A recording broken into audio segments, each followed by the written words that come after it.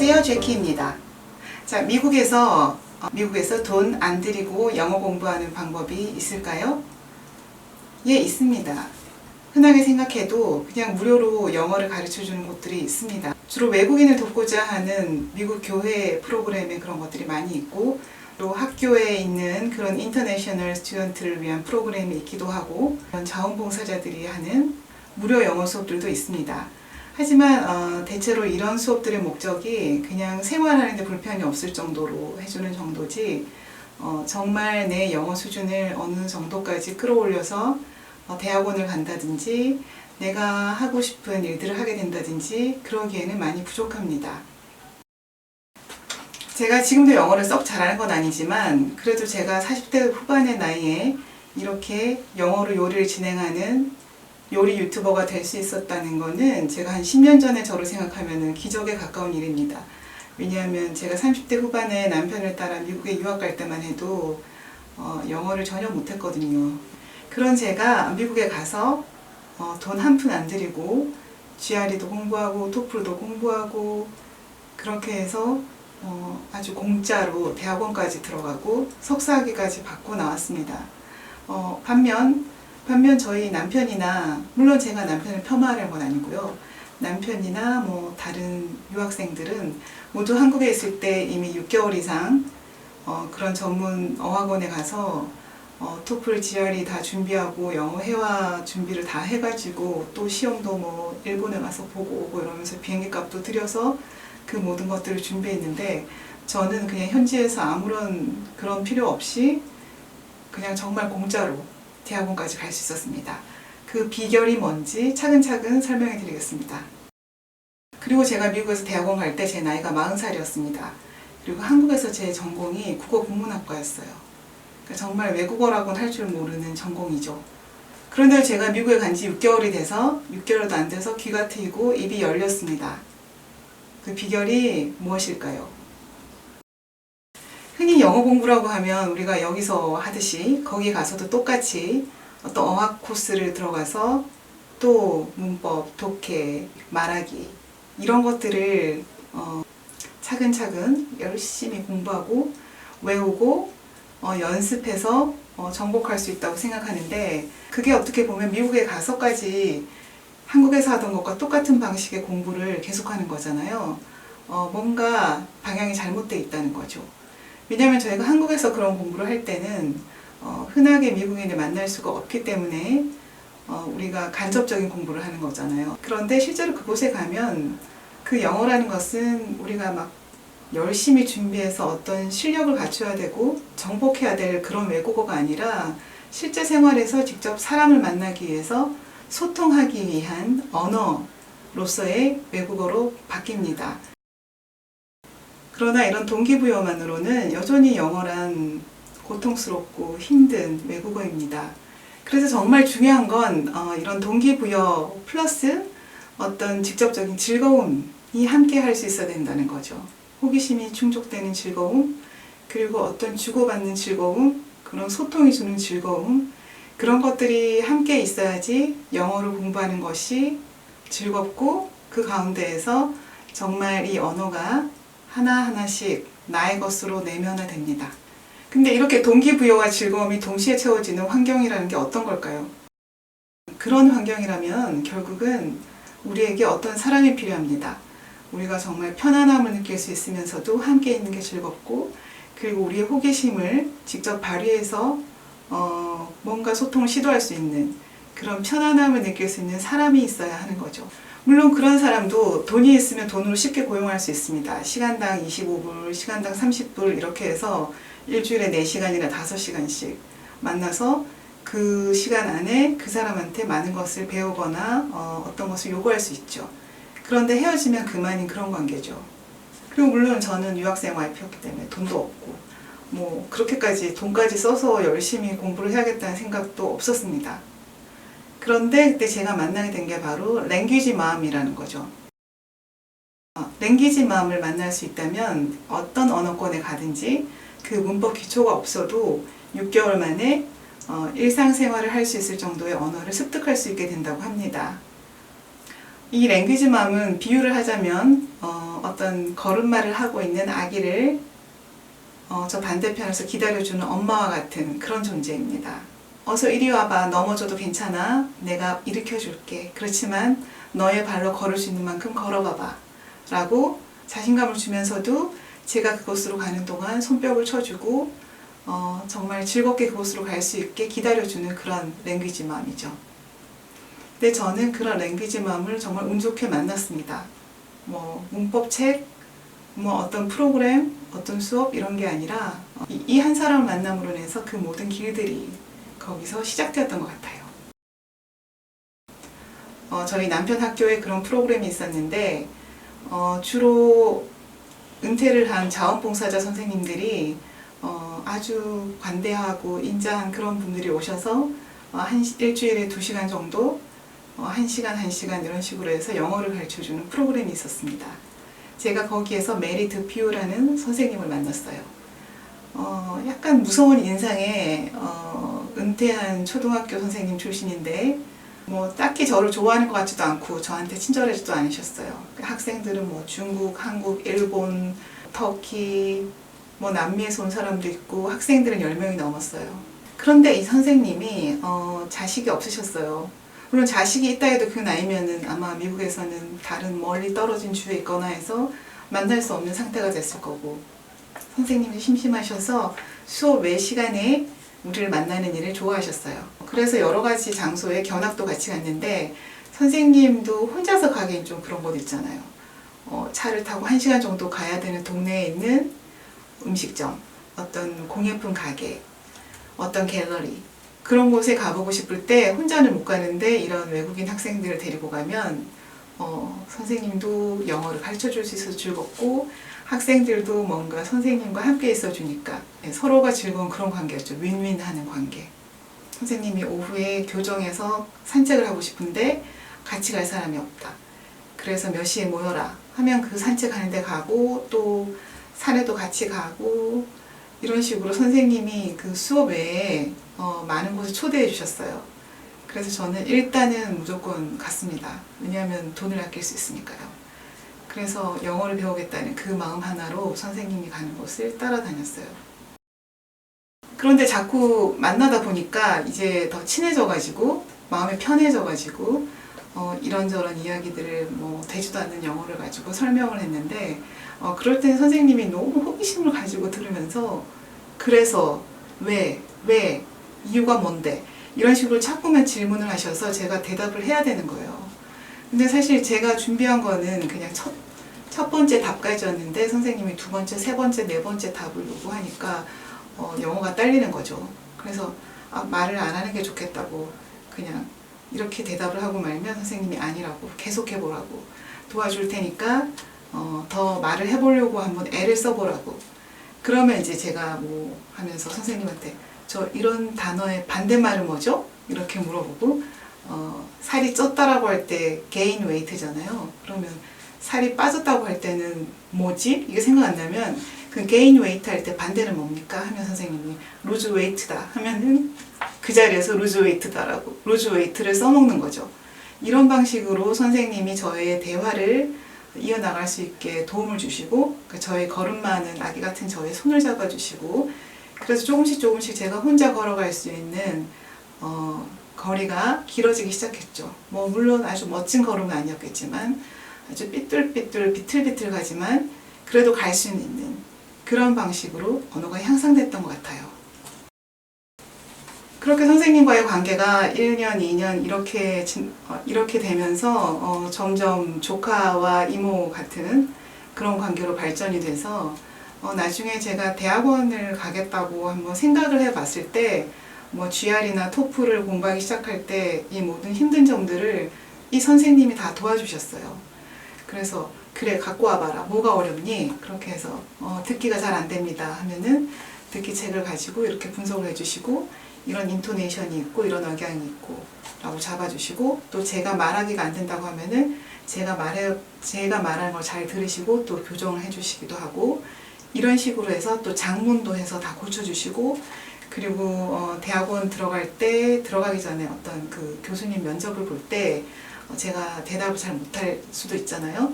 그러니까 그런 것을 위해서 미리 가상 면접까지 직접 해주시면서 저 한 걸음 한 걸음을 조금씩 더 높은 계단 위로 올라가도록 도움을 주셨어요. 이런 선생님이, 이런 랭귀지맘이 한 명이 아니라 이제 2명, 3명, 4명 이렇게 늘어나게 됐고, 또 물론 이 한 선생님이 저를 또 다른 곳에 소개해주고, 또 다른 장소에, 다른 그룹에 초청해주고, 이렇게 해서 저희 인간관계가 확대되어 간 거죠.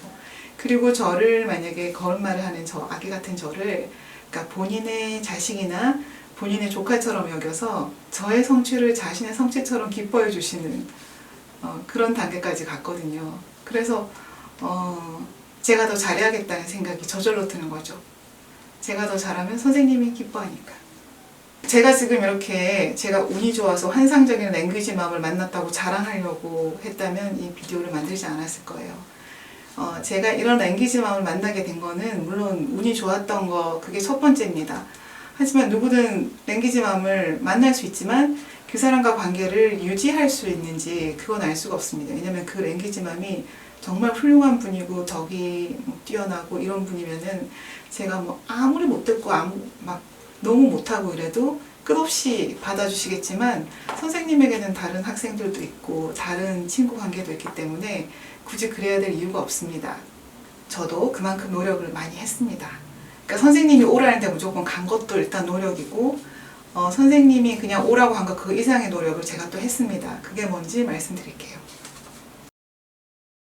사실 우리가 30살 넘으면은 한국에 있을 때도 새로운 친구를 사귄다는 게 쉽지가 않아요.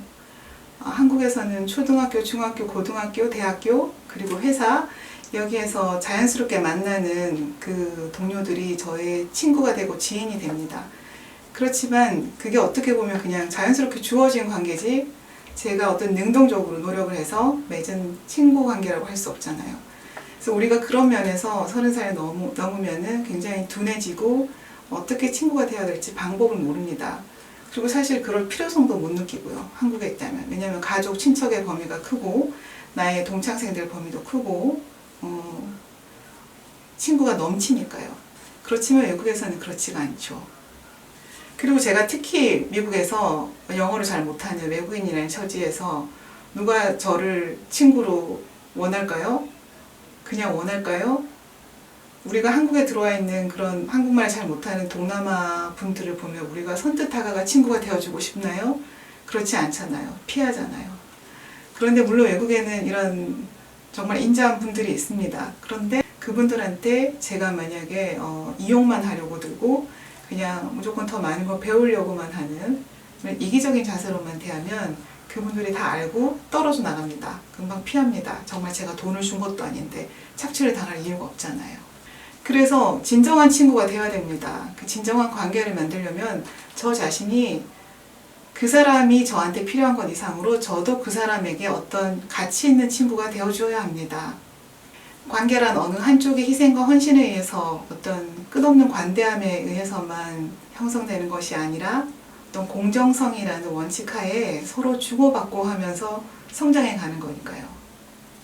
그러니까 받기만 하거나 주기만 하거나 이래서는 안 되는데 저는 이렇게 많은 것을 받을 수밖에 없잖아요. 그 사람이 그 지역에 대한 정보도 많이 알고 그리고 그 사람 영어를 너무나 잘 알고 저는 영어를 못하고 저는 영어를 배우고 저는 받기만 하는데 제가 무엇을 돌려줄 수 있을까요? 그걸 생각한 거죠. 그런데 제가 돈을 줄 수는 없는 거고 돈을 준다고도 안 받으십니다. 이런 관계에서는. 물론 답은 정말 진심으로 감사하는 마음을 갖는 것, 그것이 일단 1단계인데 그 마음만 갖고 있어서는 표현이 안 되잖아요. 그리고 마음이 있다면 당연히 표현을 하게 됩니다. 그래서 제가 한 것이 바로 요리입니다. 제 경우에는 요리가 제가 할 수 있는 최선의 돌려줄 수 있는 것, 제가 스스로 가치 있는 친구가 되기 위한 어떤 작은 재능, 그런 게 요리였던 것 같습니다. 근데 이게 요리라는 게 일회성이 아니고 또 주고 해주고 또 해줘도 크게 문제가 없는, 그래서 저는 요리를 정말 처음에는 못했지만 여기서 제가 생각하니까 요리밖에 할 수 있는 게 없어서 요리를 배우기 시작했습니다. 동양이나 서양이나 뭐 어느 나라에 가나 다 마찬가지인 것 같습니다. 사람 사는 거 똑같아요. 일단은 뭘 많이 먹여야 합니다. 많이 먹이면은 싫어하는 사람 아무도 없습니다. 게다가 음식이라는 게 참 쉽게 이런 국경을 넘어가게 만드는 힘이 있습니다. 우리가 어떤 해보지 않은 행동을 하려고 하면 두려움과 공포가 있는데 먹어보지 않은 음식을 먹을 때는 그게 조금 덜합니다. 그 새로운 음식에 대한 시도는 정말 가장 소극적이고 수동적인 사람들이 할 수 있는 가장 적극적인 행동 중에 하나라고 생각됩니다.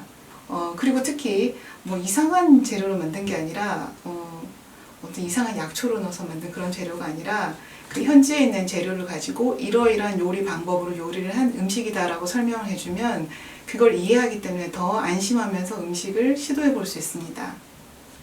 그래서 요리를 잘 못했지만 인터넷으로 배워가지고 제가 뭐 불고기, 잡채, 이런 부침개 이런 걸 만들기 시작했는데 그 선생님은 사실 한국 음식이 어떤 맛있는 한국 음식이 이래야 된다는 기준이 없기 때문에 맛있게 한 건지 맛없게 한 건지 기준이 없어요.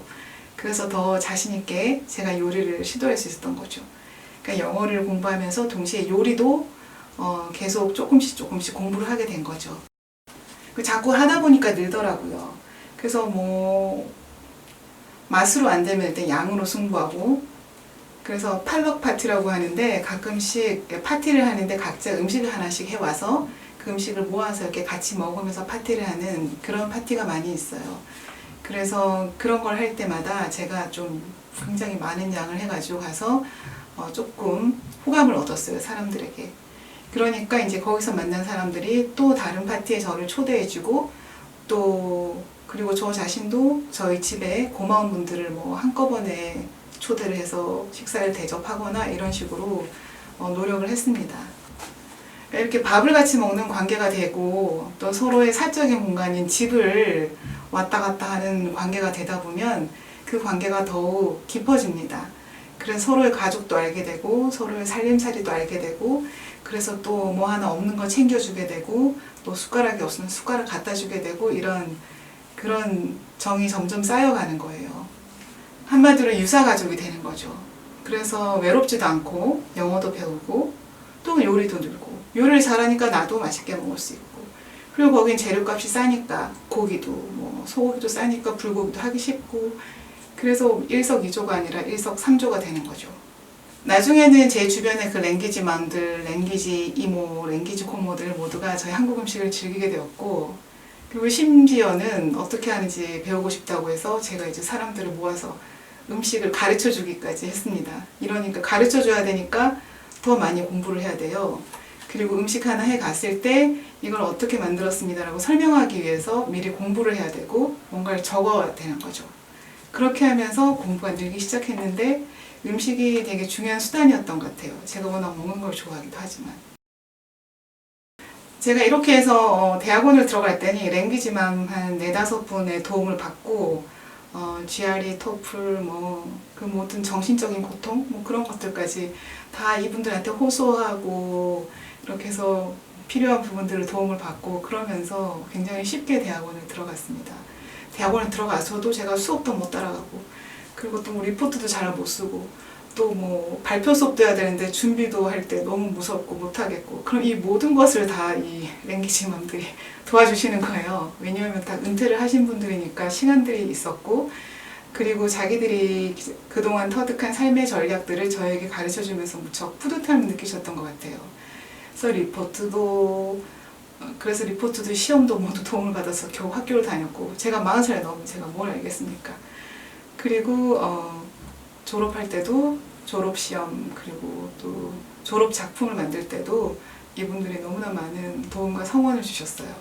그래서 제가 대학원 합격 통지서를 받았을 때 이분들을 한번 모아서 초청해서 한번 음식들을 해드렸고, 그리고 제가 졸업을 하고 나서 졸업을 할 무렵에 졸업작품 다큐멘터리를 발표할 때도 이분들을 다 초청했어요. 그리고 또 한번 잔치를 했고, 제가 요리를 너무 영어 공부를 배우기 위한 또 수단처럼 얘기한 것 같은데, 사실 제가 요리를 하면서 또 알게 된 것은 어떤 봉사한다는 것, 나의 노동력을 바치고 뭔가 희생하고 헌신을 함으로써 상대에게 기쁨을 준다는 것, 그게 요리 자체의 정신이라는 걸 또 한편으로 배울 수 있었어요. 그래서 요리가 가르쳐 준 거는 결국 인간관계, 그리고 영어, 그리고 어떤 덕성이라는 것에 대한 것까지 저를 가르치게 된 거죠. 요약하자면 미국에서 돈 안 들이고 영어 공부를 하고 싶다면 요리를 합시다 라는 게 제 답입니다. 요리를 한다는 이 말 속에 포함된 모든 의미들을 이젠 아실 거라고 생각합니다. 꼭 요리가 아니라도 상관없죠. 다음번에는 제가 반응을 봐서 기회가 되면 저의 랭귀지맘들과 제가 영어 공부를 구체적으로 어떻게 했는지 말씀드리겠습니다. 40살 넘은 아줌마의 그 서바이벌, 또 저 같은 사람이든지 학생이 아닌 사람들에게 학교 안에 다른 방식으로 영어를 배우고 싶은 분들께 저의 방법을 공유하고자 합니다. 시청해주셔서 감사합니다. 구독과 좋아요는 정말 좋아요.